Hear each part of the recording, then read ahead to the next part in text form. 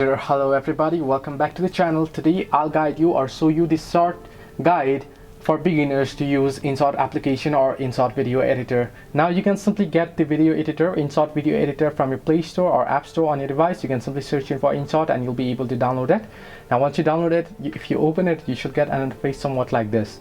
Now if you want to edit a single picture, you want to simply tap on photo option and you'll be able to edit your picture. If you tap on picture, you'll be able to edit it right here. It'll load up and you can see you can add various effects, backgrounds and such.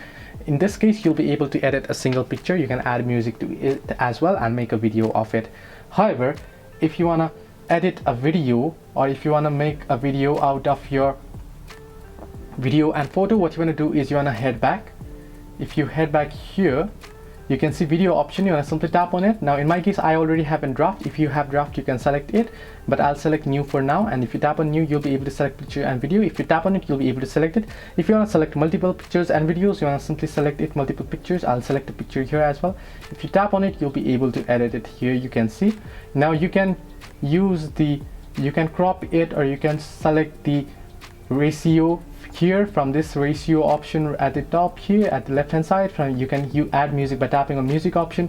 You can use stickers, text, filters. If you tap on filters, you'll be able to add filters. And similarly, if you want to crop a video, you want to simply tap on it and then you can crop it from the left or crop it from the right as well.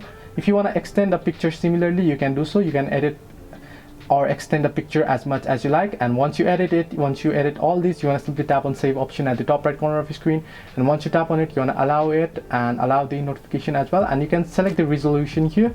Simply tap on resolution and you want to select it, and you can select the frame rate, format, and simply tap on save and it'll be downloaded after you watch the ad. So this way you can use InShot video editor. Hope this helped you. Do like and subscribe, and do not forget to leave a comment down below if you have any further issues.